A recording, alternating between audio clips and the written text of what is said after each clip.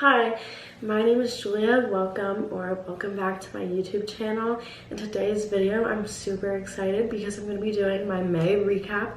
I read so many books this month, super proud that I even got through the entire ACOTAR series. So yeah, let's just get into it because it's going to take a while. These are all the books that I read in the month of May, and that's what I'm going to be talking about today in this video. I'm gonna put them on the ground. Oh, no! We started this month off strong with Daisy Jones and The Six. I was in a slump going into the month of May. I really like Taylor Jenkins Reid's books. I think they're easy to read, they're simple, and they're like pretty fun concepts, and I find that these always get me out of a slump. Obviously, I know that this was highly rated. I also ended up giving it a 5 stars, which was super exciting. This is basically about a girl named Daisy Jones and the band The Six, and it's written in an interview style, so I'll just show you if you can see that. It's written like an interview, which is super fun, and I've never read a book like it. There's some heavy topics that go on in this book. There's infidelity, there's addiction, super serious topics, but if you know that you're going into this reading about a rock band and how they came to be, I'm sure that you weren't too surprised by any of this. So yeah, I am so happy that I got to read this. I haven't gotten the chance to watch the show yet, but it's definitely on my radar. Let's go into my next book. I feel like I want to stack my books. I don't know if you're gonna be able to see that. Maybe, I guess we'll test that out. The next book that I read in the month of May was A Court of Thorns and Roses. I was already low-key in my fantasy era because I read Six of Crows and Crooked Kingdom. I finally decided to pick up A Court of Thorns and Roses. Pretty much in this book, you start with Farah. She is a human girl. She kills this wolf because she's hunting for her family because they're poor, and I'm reminiscing, sorry. Pretty much she ends up having to leave the human world with Tamlin, which is one of the High Lords, and he's the High Lord of the Spring Court. There's this blight that is taking away their powers. I don't know how to explain any of these books in the series without spoiling it. What is that? Has that been on me the entire time? There were multiple times where I walked into Barnes & Noble and wanted to grab this book, but I couldn't because I would read the synopsis and it just made absolutely zero sense. I'm telling you, just go into it, just read the book, open the book and read it. It's so worth it, I promise. I rated this book a 4 out of 5 stars. Just because I felt like I knew that other books in the series were gonna be better. So that's literally the only reason I didn't rate this a 5 star. I will say about all of these books is Sarah J Maas definitely knows how to jam pack like the last 100 pages with just action, and once you get to the last couple of chapters, you are absolutely not putting this book down, and that's what happened to me during every single one of these. So after I read A Court of Thorns and Roses, I went directly into A Court of Mist and Fury, and before I say anything, yes, this is a 5-star read. I had so many 5 stars this month, which I was super happy about, and I didn't think that was gonna happen. I just had a really good reading month. I did rate this book 5 stars, but I kind of get confused a little bit with the next book because I can't, like, obviously there's a lot of pages and some of it meshes in with A Court of Wings and Ruin and I kind of get confused. So if I do say things that are in the next book or I accidentally say anything that was in A Court of Wings and Ruin that are in this book, then my apologies. Everything you believed about Tamlin, just throw it out the window because no. So A Court of Mist and Fury is pretty much where you meet Rhys and the Night Court. You are in his inner circle. You get to see Farah goes through something kind of traumatic in the first book. I don't want to give away anything, but she's dealing with that in the beginning of the book, and you kind of see how she struggles and goes through this, and let's just say we're not Team Tamlin. This book is just pretty much about like the Night Court, getting to know the Night Court. I feel like that's pretty much what it's about. You get to see Feyre and Rhys's relationship grow and her meeting everyone in the Night Court. I love everybody in the inner circle, like Cassian, Az, Amren, and more. They're just, I want to be their friends is the problem about this book. A Court of Wings and Ruin comes right after A Court of Mist and Fury, and this book intimidated me so much. And then when I started reading it, it didn't, and this is literally my favorite book of May. Like maybe my favorite book of all time. I love this book. And weirdly enough, like I thought this was gonna be my favorite one because it was pink. Like I know that's strange, but whatever.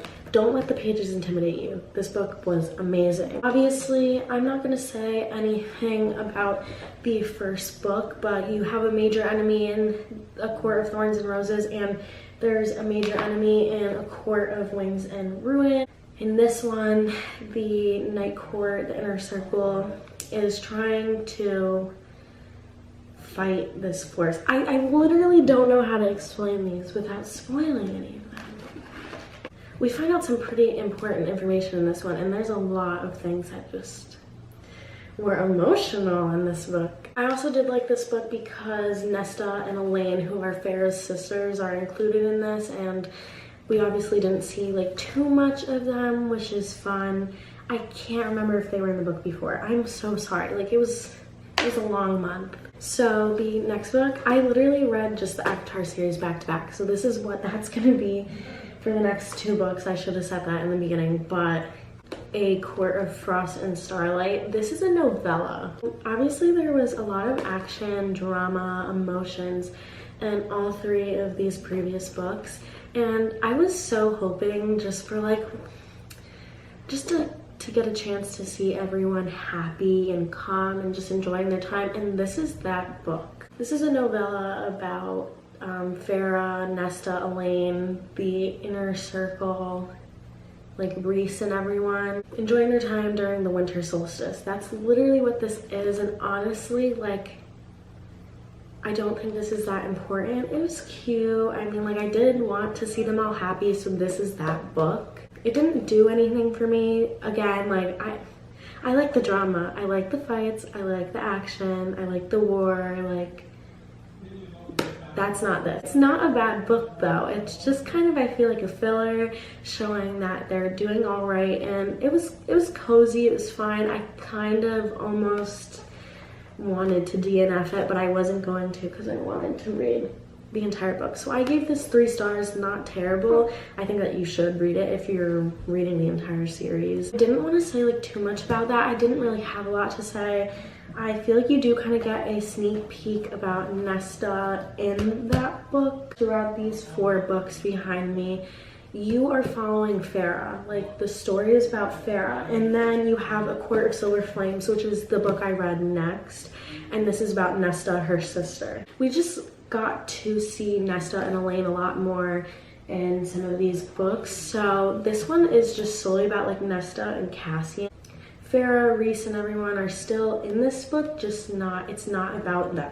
I rated this 4 stars. If I'm gonna be honest, and it's nothing against these books, I just started to get into a little bit of a slump because these books are so long and you're reading the same story in the same world for so long. I was ready for something new. Honestly, most of this book, it was hard for me to get through. I'm not saying that in a bad way because I think it was on purpose the way that Nesta is written. She's very, I don't know, she went through a lot in A Court of Wings and Ruin. Along with Elaine, they just handle things completely different, and I really do love her character development in this book. Like, it was good, and I wish I wasn't in a slump while reading this because I don't know, I didn't want my rating to be affected by the slump that I was in. So I rated this 4 stars, and I think that it does deserve 4 stars because again, with all of these, the last chunk of the book is so action-packed. Like, you just cannot put it down. So like I said, I ended up being in a little bit of a slump. So I picked up Malibu Rising by Taylor Jenkins Reid. I don't want to say I was disappointed by this book, but I was disappointed by this book. Obviously, everyone has such high like ratings and they rave about this being one of her best books. And I don't know. At first I rated it 4 stars, but then I was like, honestly, that's being a little too generous. This book kind of did nothing for me. I ended up rating it 3 stars. I don't think it's a terrible book. I don't think it's the best book. You pretty much are following Mick Riva's daughter, Nina Riva. I'm gonna say it like that because I feel like it's mainly about her, and you also get to see his other children. If you've read The 7 Husbands of Evelyn Hugo, you know he's in there as one of the husbands, so there's a little Easter egg of her. Carrie Soto's in this book, which is kind of cool, even though I didn't read Carrie Soto's back. I didn't connect with the characters. I think that's what it was. Don't get me wrong, I definitely like annotated some things, but it just was not my favorite book. I definitely recommend reading it though. Maybe you'll have a different heart. I kind of feel like it was just skipping around a lot and I just didn't get attached to the characters. This story is sad and then it's relieving, and I don't know, you go through a lot of emotions during this. The beginning is 100% sad. It didn't do anything for me.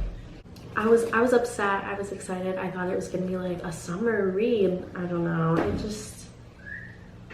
no. So then I wanted to start my Lucy Score adventure with Things We Never Got Over. 5 stars. 5 stars all across the board. This book is about Naomi and Knox, and pretty much I guess every book is a different couple. So it's Naomi and Knox, and then Things We Hide from the Light is I think Nash and Lena, and then Lucian and Sloane are the last book. I just can't remember what the name is, but pretty much Naomi is a runaway bride, and her sister, like her evil twin sister, calls her. She like needs help, and she ends up coming to the rescue. Tina steals her car and her money, her phone, and you just kind of follow them throughout this whole crazy story.